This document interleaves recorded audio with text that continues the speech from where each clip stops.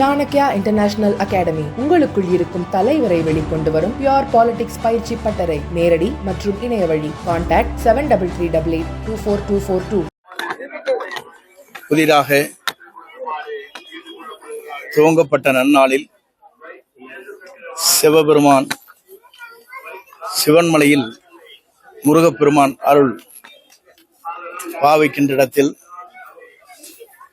தமிழக வெற்றிக் கழகத்தின் சார்பாக இன்று 1ஆம் தேதி என்று அலுவலகம் இங்கே திறக்கப்பட்டிருக்கிறது. 1ஆம் தேதி என்பது 2026 தமிழகத்தில் ஒரு மாற்றத்தை உருவாக்குற நாள் இன்றைக்கு துவங்கப்பட்டிருக்கிறது. குறிப்பாக ஆலயத்திலே வழிபடுகிற அத்தனை பேரும், இறையருள் உள்ளவர் அத்தனை பேரும் எதிர்கால தமிழகத்தை ஆள்வதற்கு, எதிர்கால தமிழகத்தினுடைய நல்லாட்சி நடத்துவதற்கு இன்று தமிழகத்தினுடைய வெற்றி கழகத்தினுடைய தலைவர் வெற்றி தளபதி தான் தமிழ்நாட்டை ஆள வேண்டும் என்று இளைஞர்களும் பக்த கோடிகளும் பெரியவர்களும் பெண்களும் தமிழ்நாட்டை தொழில் செய்கின்ற அத்தனை பேரும் ஒருமனதாக ஏற்றுக்கொள்கிற தலைவராக இன்றைக்கு பவனி வந்து கொண்டிருக்கிறார்கள். உலக வரலாற்றில் நம்முடைய மலேசியாவில் நடைபெற்ற நிகழ்ச்சி என்பது அவருடைய கேசட் வெளியீட்டு விழா உலக வரலாற்றில் இடம்பெற்றிருக்கிறது.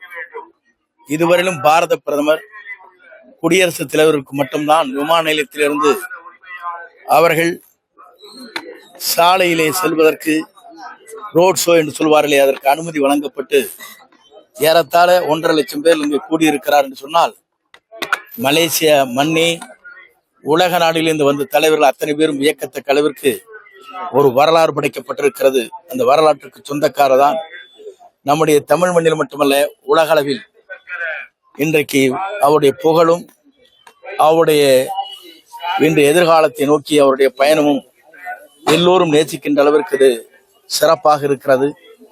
ஆகவே இன்று 1ஆம் தேதி என்று இந்த அலுவலகத்தை காங்கேயத்திலே நாம் துவங்கி இருக்கிறோம். அதுவும் சிவன்மலைக்கு உடைய அடிவாரத்தில் இங்கே துவங்கப்பட்டிருக்கிறது. சிவன்மலை என்று சொன்னாலே உங்களுக்கு தெரியாத ஒன்றல்ல, இங்கே எதை வைத்து பூஜை செய்கிறார்களோ அதுதான் வெற்றி பெறும் என்று சொன்னார்கள். இன்று இங்கே அலுவலகம் திறக்கப்பட்டிருக்கிறது.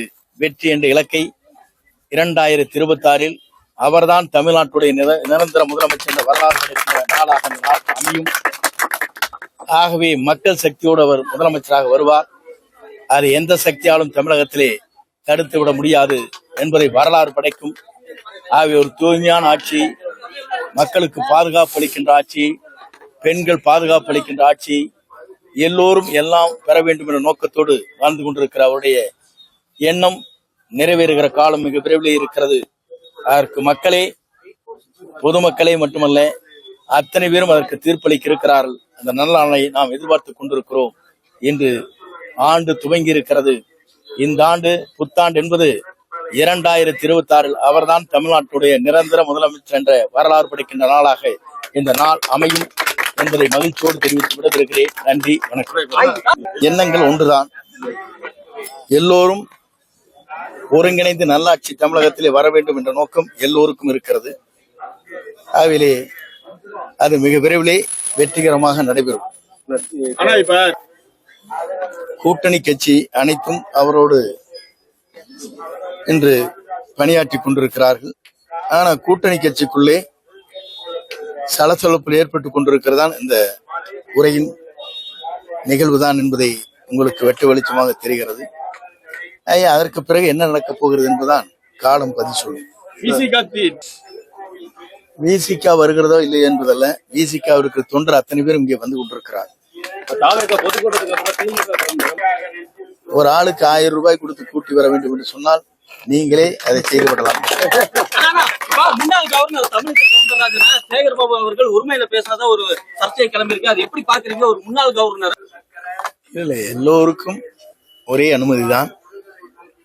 ஆலயங்கள் செல்வதற்கு நாம் இப்போது ஆலைக்கு செல்ல வேண்டும் என்று சொன்னால், மக்கள் செல்கிறார் என்று சொன்னால், நான் அமைச்சர், முன்னாள் அமைச்சர் என்று சொல்லிவிடக்கூடாது, சென்று விடக்கூடாது. எல்லோரும் இறைவனை வழிபட வருகிறார்கள். எல்லோருக்கும் வழிபட வேண்டும் என்பதுதான் எங்களுடைய ஆசை. துர்கா ஸ்டாலின் அவர்களுக்கு சொல்ல வேண்டிய பதில்.